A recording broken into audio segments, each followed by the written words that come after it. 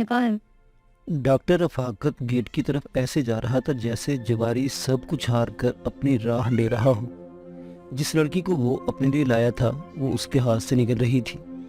इस लड़की के लिए तो हाशिम जुबैरी ने अपनी बीवी को भी जान से मार देने के लिए कह दिया था। डॉक्टर रफाकत अस्पताल में भी चुपचाप रहा। शाम को जब वो घर पहुंचा तो अफसरदा और रंजीदा था। उसे कुछ भी अच्छा नहीं लग रहा था। इसकी बीवी डॉक्टर नादिया कुछ देर कबल ही घर आई थी। डॉक्टर नादिया 50 साल से ज़ायद उम्र की औरत थी, लेकिन इसने अपने आप को कुछ ऐसा रखा था कि इसकी उम्र 40 साल से ज़्यादा नहीं लगती थी। डॉक्टर नादिया भी खूबसूरत और स्मार्ट थी। ऐसी बीवी के होते हुए किसी दूसरी के बारे में सोचना पागलपन ही था। जो ही इसे डॉक्टर रफाकत की तरफ देखा, जो घर आते ही टीवी लाउंज में एक सोफे पर ऐसे बैठ गया था जैसे स्टेशन पर बैठा वो तन्हा मुसाफिर हो जिसकी ट्रेन निकल गई हो और इसके बाद कोई ट्रेन आने वाली ना हो। क्या बात है? वो चुप हो। खैरियत तो है? नादिया ने पास जाकर पूछा। डॉक्टर रफाकत एकदम चौंका। अपनी बीवी को सामने देखा तो इसे एहसास हुआ कि वो अपने कमरे में जाने के बजाय इसी जगह बैठ गया है। कुछ नहीं। डॉक्टर रफाकत ने नफी में गर्दन हिलाई। तुम बहुत उदास और परेशान लग रहे हो। नादिया पास ही बैठ गई। क्या बात है? तबीयत तो ठीक है? आज मैं बहुत थक गया हूँ। डॉक्टर रफाकत ने बहाना किया। काम तो तुम रोजाना करते हो, पहले तो मैंने कभी इतनी थकन में नहीं देखा। नादिया की मशकूक निगाहें इसके चेहरे पर दौड़ रही थी। कभी कभी ऐसा भी हो जाता है। डॉक्टर रफाकत उठकर अपने कमरे की तरफ बढ़ा। मैंने तुमसे एक बात पूछनी थी। नादिया बोली। हाँ पूछो। डॉक्टर रफाकत सोफे से उठने ही वाला था। तुम तो कह रहे थे कि सहर बानो ने हमारी नौकरी छोड़ दी है, जबकि मुझे आज पता चला है कि वो तुम्हारे दोस्त हाशिम जुबैरी के घर में इसकी बीवी की ड्यूटी दे रही है। नादिया बोली। ये बात डॉक्टर रफाकत ने अपनी बीवी से छुपाई थी। जाने से किसने बात बता दी थी। डॉक्टर रफाकत ने अपने अंदर की बेचैनी को पोशीदा रखते हुए कहा। हाँ, मैंने ठीक ही कहा था कि इसने हमारे अस्पताल में काम करना छोड़ दिया है। वो हाशिम जुबैरी की बीवी की देखभाल पर मामूर हो गई है। उसे वहाँ तक कौन ले गया था? नादिया ने सवाल किया। मैं लेकर गया था। डॉक्टर रफाकत के पास इस सच के सिवा कुछ चारा नहीं था। तुमने मुझे पूरी बात नहीं बताई और बस इतना कह दिया कि इसने नौकरी छोड़ दी है। नादिया के चेहरे पर मताना थी।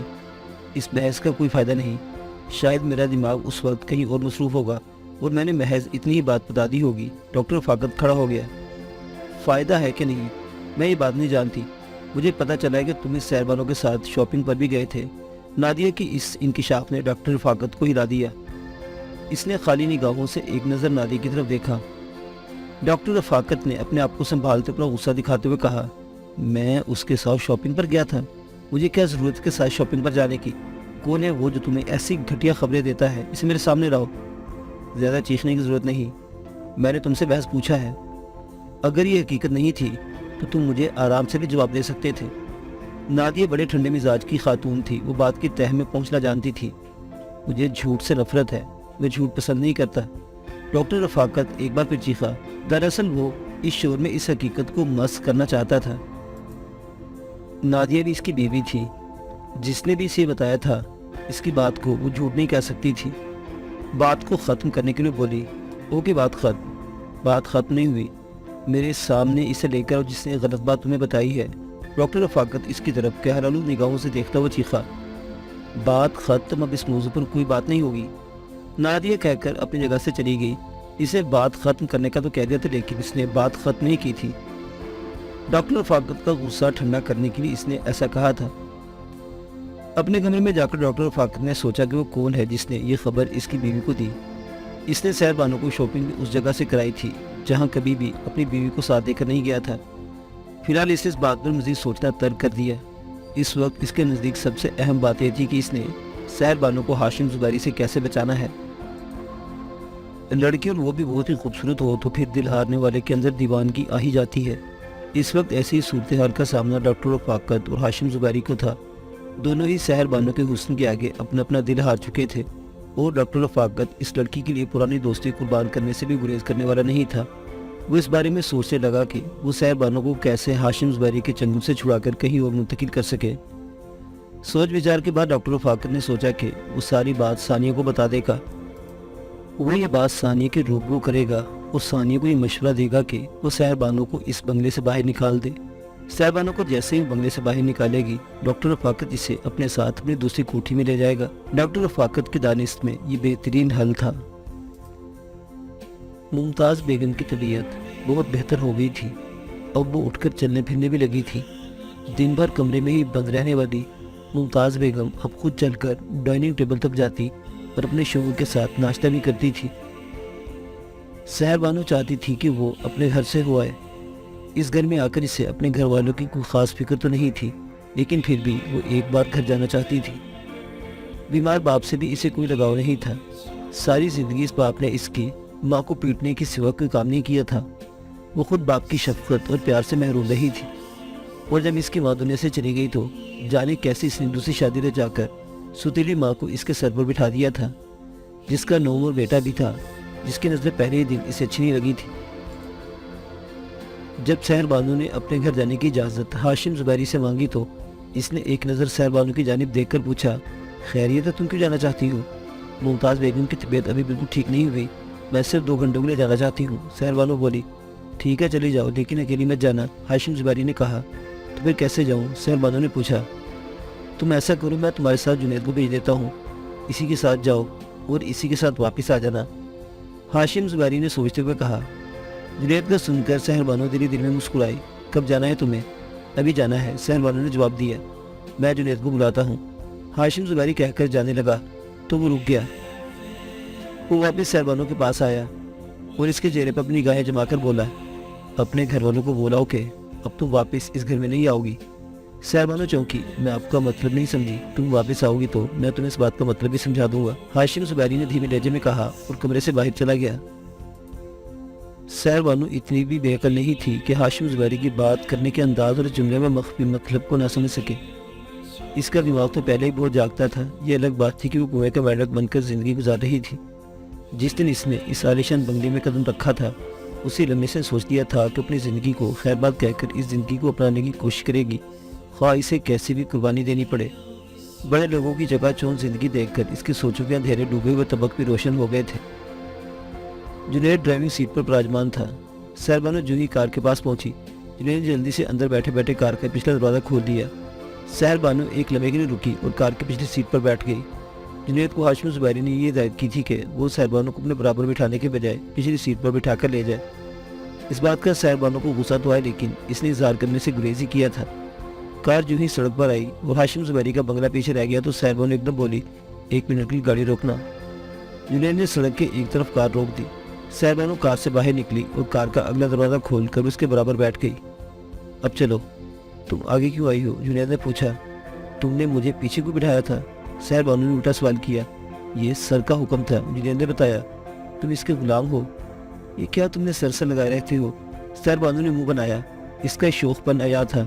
ہاں، میں ان کا غلام ہوں، جیسا وہ کہتے میں ویسا ہی کرتا ہوں، جنید نے جواب دیا۔ جب سے میں نے ہوش سنبھالا ہے انہیں سر ہی کہتا ہوں۔ غلام؟ سحر بانو کے ہونٹوں پر تمسکرانہ مسکراہٹ تھی۔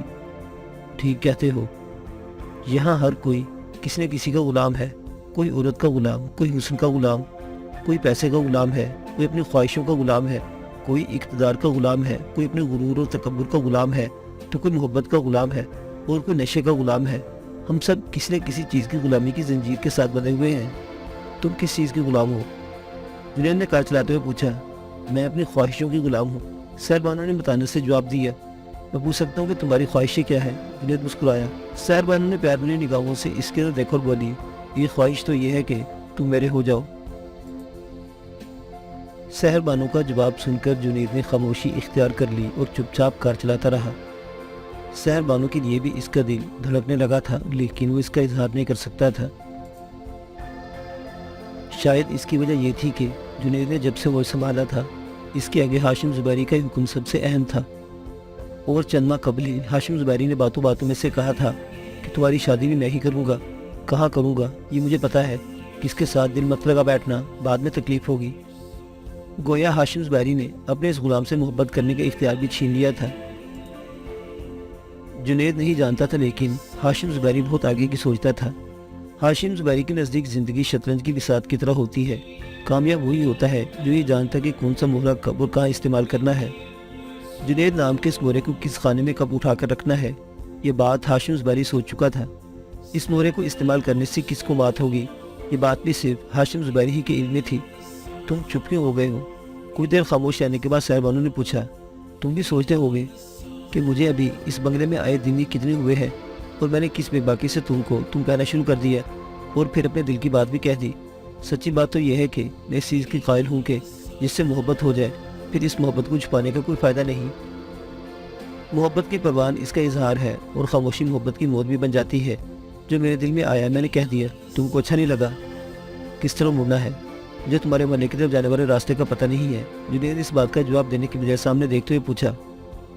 سحر بانو نے گھور کر اس کی طرف دیکھا اور پھر اس اپنے محلے کی طرف جانے والی سڑک کی سمجھانے لگی۔ کچھ دیر کے بعد گاڑی سحر بانو کے محلے کے باہر کھڑی تھی۔ سحر بانو نے اپنے گھر کا دروازہ بجایا تو کچھ ہی دیر کے بعد اس کی ستیلی ماں نے دروازہ کھولا اور سحر بانو کی طرف دیکھتے ہوئے تھپڑتے ہوئے بولی، آنے کا وقت مل گیا تمہیں؟ سحر بانو نے اندر قدم رکھ کر کہا، بڑا اکھڑا ہوا لہجہ ہے۔ اکھڑا ہوا لہجہ نہ ہو تو پھر کیا ہو؟ کتنے فون کیے، کتنے پیغام بھیجے، لیکن مجال ہے کہ تم نے پلٹ کر جواب دیا ہو۔ ہم نے بھی سوچا کہ ٹھیک ہے، اگر بیٹی نہیں آنا چاہتی تو نہ آئے، اور کتنا انتظار کرے، مرنے والا تو مر گیا ہے۔ سحر بانو چونکی، خون مر گیا ہے؟ خون مر گیا ہے؟ میں تمہارے باپ کی بات کر رہی ہوں۔ اس کی ستری ماں نے بھی اور حیرت کا اظہار کیا۔ ابا مر گئے ہیں؟ سحر بانو کو لگا جیسے زمین گھومنے لگی ہو۔ لو بتاؤ، کتنے بھولے پن سے پوچھنے کہ ابا مر گئے ہیں، جیسے اس کی تمہیں اطلاع ہی نہ ہو۔ سحر بانو نے اپنے دونوں بازو پھیلا کر اس کی طرف تمسکر سے کہا، تم مجھ سے مذاق کر رہی ہو؟ یہ تمہاری لاپرواہی ہے، مجھے کسی نے اطلاع نہیں دی۔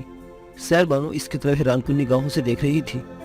اب یہ بات مت کہو کہ تمہیں کسی نے اطلاع نہیں دی۔ تمہارے جانے کے 2 گھنٹے بعد ہی وہ گھر آئے، نشے میں دھوت تھے۔ ڈاکٹر صاحب نے ان کو 1000 کے نوٹ جو دیے تھے جا کر خوب چڑھا لی، چھت پر گئے، وہ سیڑھیوں سے گر گئے۔ سحر بانو کی ستیلی ماں نے بتایا۔ سحر بانو اپنی ستیلی ماں کی طرف خیرہ نگاہوں سے دیکھے جا رہی تھی۔ اس کا رب کیسا بھی تھا، آخر وہ سحر بانو کا باپ تھا۔ اس کی آنکھوں سے آنسو بہنے لگے۔ اس کی ستیلی ماں اسے کیا کہتی رہی اس کی سمجھ میں نہیں آ رہا تھا۔ وہ سامنے والے کمرے میں چلی گئی اور ایک طرف بیٹھ کر رونے لگی۔ سحر بانو روتی رہی اور اس کی ماں کچھ نہ کچھ بولتی رہی۔ پھر اس کی ماں خود ہی چپ ہو گئی۔ سحر بانو نے بھی آنسو بہا لیے تھے۔ اس نے اپنا چہرہ صاف کیا اور بولی، مجھے کوئی اطلاع نہیں ملی۔ مجھے کل ڈاکٹر صاحب نے بس اتنا کہا تھا کہ میرے ابا کی طبیعت ٹھیک نہیں، میں ملا ہوں۔ آج آئی تو پتہ چلا کہ ابا تو میرے جاتے ہی دنیا سے چلے گئے تھے۔ خیر جو ہوا ہو گیا۔ اب میں سیدھی بات کروں، میں تمہاری سگی ماں تو ہوں نہیں۔ تمہارے باپ سے میرا نکاح ہوا اور میں اس گھر میں آئی، تم بھی جانتی ہو اور یہ محلہ بھی جانتا ہے کہ مجھے کوئی سکھ نہیں ملا۔ دیکھو سحر بانو، ہم دونوں کا جو رشتہ تھا تیرے ابا کی وجہ سے بنا تھا وہ ختم ہو چکا ہے۔ اب تم اپنی زندگی جیو اور ہمیں اپنی زندگی گزارنے دو۔ یہ اچھا ہے کہ ہم ایک دوسرے کے غلام بن کر جینے کے بجائے اپنی مرضی کی زندگی جئیں۔ سحر بانو کی ستیلی ماں نے 2 ٹوک بات ختم کر دی۔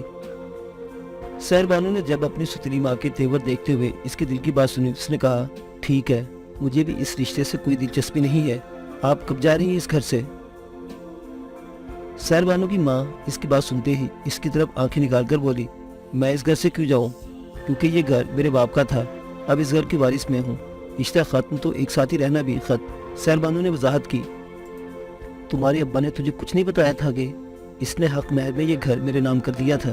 سحر بانو کی ماں نے انکشاف کیا، آپ کے نام کر دیا تھا؟ سحر بانو چونکی، ہر بات میں اتنی بولی نہ بنو سحر۔ تمہارا باپ مجھے یہ بات بتا چکا تھا کہ اس نے گھر والی بات تمہارے علم میں لا دی ہے۔ سحر بانو بھی شاطر عورت تھی، سحر بانو بھی شاطر لڑکی تھی۔ یہ میرے باپ کا گھر ہے، ابا نے یہ گھر حق مہر میں تجھے نہیں دیا ہے۔ سحر بانو اکڑ گئی، کاغذات دکھاؤ جو میرے نام ہے۔ میرے نام کے کاغذات میرے پاس موجود ہے، ان سے بڑھ کر کوئی ثبوت نہیں ہو سکتا۔ سحر بانو کی ستیلی ماں بھی کب ڈرنے والی تھی، تلک کر بولی، دکھاؤ، میں دیکھنا چاہتی ہوں کہ کون سے گھر کے کاغذات ابا نے تیرے نام کر دیے ہیں۔ میری عدت پوری ہو جائے تو پھر اس گھر کی ملکیت کے کاغذات بھی دکھا دوں گی۔ اب تم جاؤ، میرا بیٹا آنے والا ہے، غلط لوگوں میں بیٹھنے لگا ہے، بہت آوارہ ہو گیا ہے۔ تم لڑکی ہو اس لیے میں چاہتی ہوں کہ تم اس کے آنے سے پہلے چلی جاؤ۔ میں اس کی حرکتوں سے ضد ہوں، پتہ نہیں کس حالت میں وہ گھر آ جاؤ پھر۔ سحر بانو کی ستیلی ماں کے الفاظ میں ایک عجیب طرح کی دھمکی تھی، حالانکہ اس کا بیٹا دوسرے کمرے میں دروازہ بند کی باتیں سن رہا تھا۔ سحر بانو سوچنے لگی کہ وہ کیا کرے، پھر اس نے گھر کی طرف نظر دوڑائی اور فی الحال اس گھر سے چلے جانے مناسب سمجھا۔ میں جا رہی ہوں، لیکن اپنا حق آسانی کے ساتھ نہیں چھوڑوں گی۔ سحر بانو کہہ کر باہر نکل گئی اور اس کی ستیلی ماں دروازہ بند کر کے کمرے سے نکل تو اپنے بیٹے کی طرف دیکھا جو مسکرا رہا تھا۔ سحر بانو گلی میں تیز تیز قدم اٹھاتی جا رہی تھی، اس کے چہرے پر دکھ اور غصہ ایک ساتھ دکھائی دے رہا تھا۔ دروازے میں کھڑی خالہ جمیلہ نے اسے آواز دے کر روک لیا۔ خالہ جمیلہ نے سحر بانو کو اسی وقت دیکھ لیا تھا جو اپنے گھر کے دروازے کے پاس کھڑی تھی۔ وہ اس کے انتظار میں کھڑی تھی۔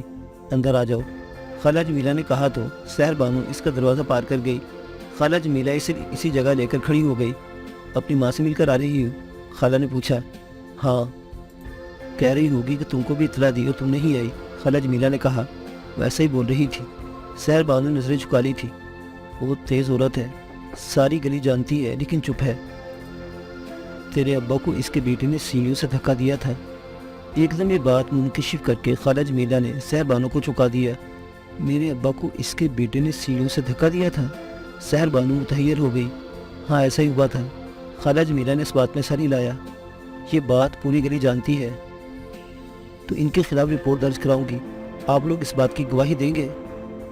یہ بات میں تجھے بتا رہی ہوں سحر، کیونکہ تیری سگی ماں میری بہن بنی ہوئی تھی، محلے والا کوئی نہیں بولے گا، اور پھر تھانہ کچہری میں جائے گی تو خجل ہو جائے گی۔ پولیس کے منہ کو حرام کھانے کے لیے کھلے ہوئے ہیں، جو پیسے ہڈی ان کے آگے ڈالتا ہے اسی کی سنتے ہیں، اور یہ کالے کوٹوں والے بات صحیح نہیں بتاتے، بس وہ راستہ بتاتے ہیں جہاں سے ان کی فیس بنے۔ تھانہ کچہری بندے کو کسی جگہ نہیں چھوڑتا۔ خدا بچائے ان لوگوں سے، یا انصاف ڈھونڈنے نکلو گے تو خود گواچ جاؤ گی۔ جو ہو گیا بس بھول جاؤ اور خدا پر چھوڑ دو۔ خالہ جمیلہ کے کرب اس کے چہرے سے یاد تھا۔ کئی سال پہلے اس کے شوہر کو محلے کے بدماش نے معمولی بات پر قتل کر دیا تھا۔ کئی سال گزر گئے تھے، خالہ جمیلہ انصاف کے لیے در بدر ٹھوکریں کھا رہی تھی، اور وہ بدماش آج بھی دندناتا پھر رہا تھا۔ انصاف کی متلاشی خالہ جمیلہ کے اندر تلخی تھی، اور سچ انگار بن کر منہ سے نکل رہا تھا۔ تو پھر بھول جاؤ سب کچھ، بھول جاؤ بیٹی، کیس لڑنے کے لیے ثبوت اہم نہیں ہوتے، پیسہ اہم ہوتا ہے، اور پیسہ تمہارے پاس ہے نہیں، کون تمہاری بات سنے گا؟ رشتے کے غلام سچائی کی سبا بنا کر اڑا دیتے ہیں۔ خالہ جمیلہ کے اندر تلخی تھی، اپنے شوہر کے انصاف کے لیے بھاگ دوڑ میں جو زخم اسے ملے تھے، ان زخموں کا خون ابھی تک رس رہا تھا۔ سحر بانو اور بھی رنجیدہ ہو گئی۔ اس نے سوچا کہ اس کے پاس واقعی پیسہ نہیں، پیسہ تو دنیا میں بہت بڑی طاقت اور ضرورت بن گیا ہے، وہ دنیا میں اکیلی ہو گئی تھی۔ میں چلتی ہوں، سحر بانو کہہ کر باہر نکل گئی۔ جو قدم تیز سے اٹھ رہے تھے وہ بے جان سے ہو گئے تھے۔ وہ گمسم جنید کی گاڑی کے پاس پہنچی اور کار کا پچھلا دروازہ کھول کر بیٹھ گئی۔ جنید نے اس کا افسردہ چہرہ دیکھا، اسے حیرت ہوئی کہ جو لڑکی اس کے برابر بیٹھ گئی تھی اور اس کی زبان خاموش نہیں ہوئی تھی، وہ اتنی چپ اور گمسم کیسے ہو گئی؟ جنید نے گاڑی سٹارٹ کر کے واپس جانے کے لیے گھما دی۔ کیا ہوا؟ جنید نے پوچھ لیا۔ سب ختم ہو گیا، سحر بانو نے ٹھنڈی آہ بھر کر جواب دیا۔ کیا ختم ہو گیا؟ جنید نے پھر سوال کیا۔ میں دنیا میں اکیلی رہ گئی ہوں، میرا باپ اس دنیا میں نہیں رہا، سر سے چھت ایسے ہٹ گئی ہے جیسے چند لمحوں کے لیے صحرا کی تپتی ریت پر بادل کا ٹکڑا آیا ہو پھر غائب ہو جائے۔ سحر بانو نے کہہ کر اپنے چہرے کا رخ پھیر لیا اور باہر کی طرف دیکھنے لگی۔ اس کی آنکھیں بھیگ گئی تھی۔ جنید نے مزید سوال کرنے کے بجائے خاموشی اختیار کر لی۔